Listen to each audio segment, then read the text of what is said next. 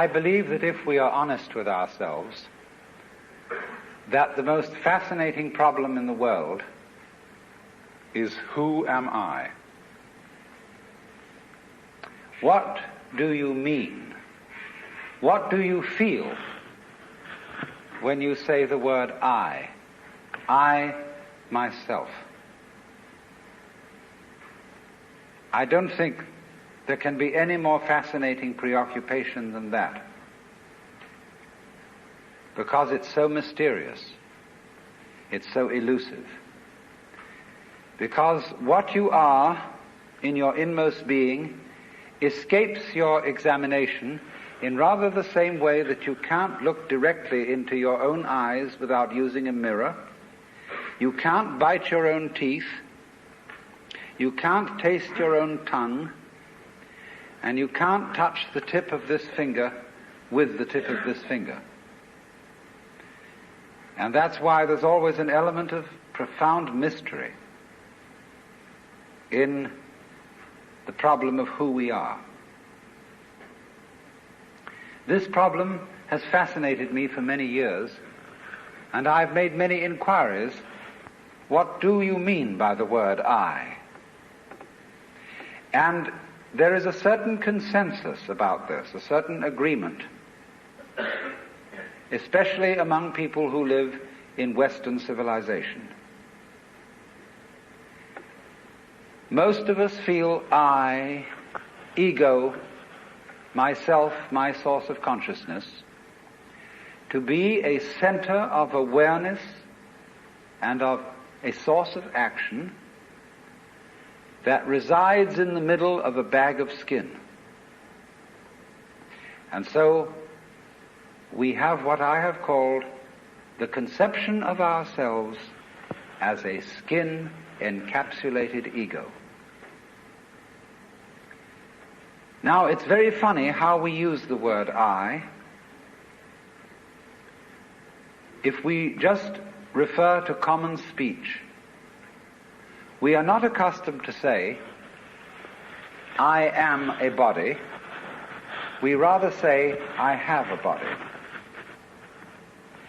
We don't say, I beat my heart, in the same way as we say, I walk, I think, I talk.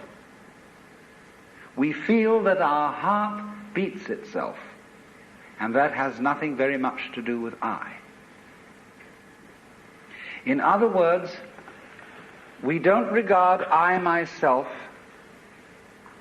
as identical with our whole physical organism. We regard it as something inside it. And most Western people locate their ego inside their heads.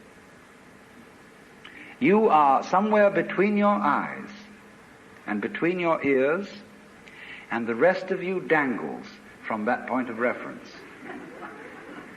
It is not so in other cultures.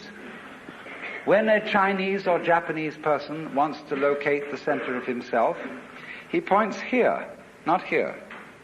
Here to what Japanese call the kokoro, or the Chinese call shin, the heart, mind. Some people also locate themselves in the solar plexus.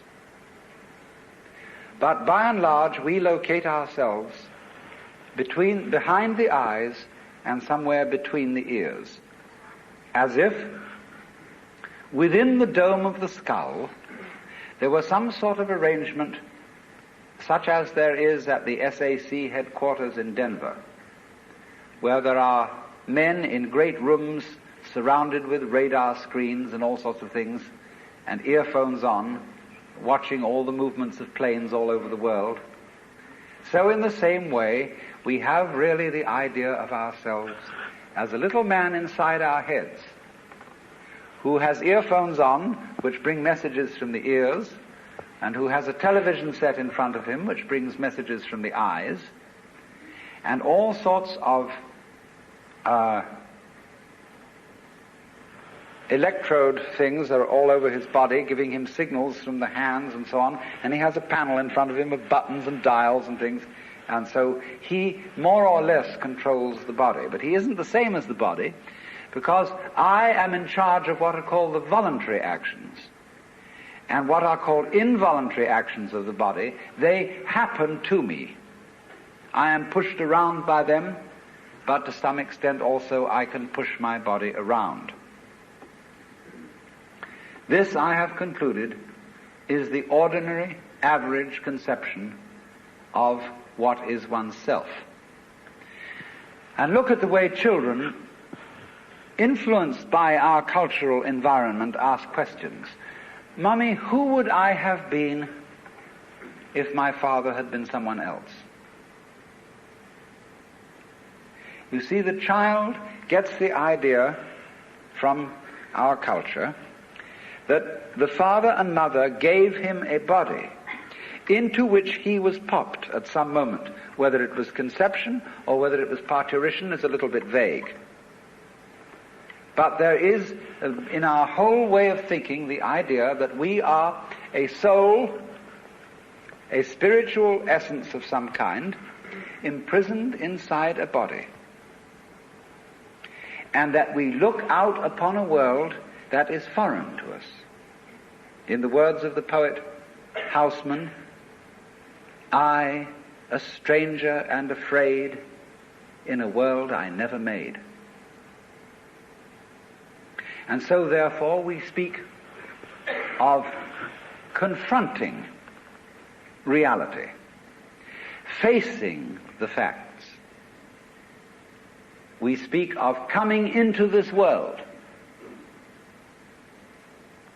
And this whole sensation that we are brought up to have of being an island of consciousness locked up in a bag of skin, facing outside us a world that is profoundly alien to us in the sense that what is outside me is not me. This sets up a fundamental sensation of hostility and estrangement between ourselves and the so-called external world. And therefore, we go on to talk about the conquest of nature, the conquest of space, and view ourselves in a kind of battle array towards the world outside us. I shall have much more to say about that in the second lecture. But in the first now, I want to examine the strange feeling of being an isolated self. Now, actually, it is absolutely absurd to say that we came into this world. We didn't. We came out of it. What do you think you are? Supposing this world is a tree. Are you leaves on its branches, or are you a bunch of birds that settled on a dead old tree from somewhere else? Surely, everything that we know about living organisms from the standpoint of the sciences shows us that we grow out of this world.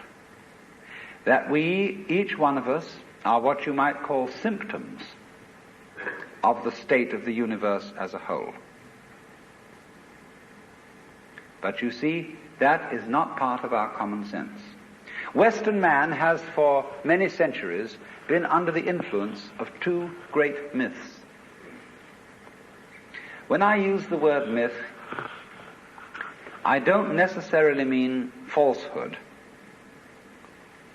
To me, the word myth signifies a great idea in terms of which man tries to make sense of the world. It may be an idea, it may be an image.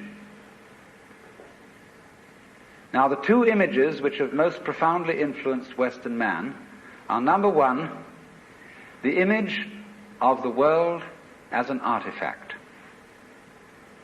like a carpenter's table or a jar made by a potter. Indeed, in the book of Genesis, there comes the idea that man was originally a clay figurine made out of the earth by the Lord God, who then breathed into this clay figurine and gave it life.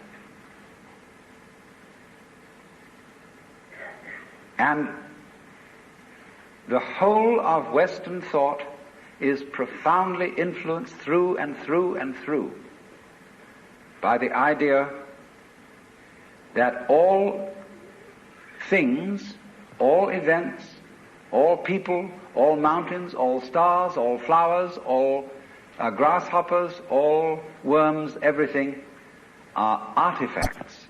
They have been made. And it is therefore natural for a Western child to say to its mother, "How was I made?" That would be quite an unnatural question for a Chinese child, because the Chinese do not think of nature as something.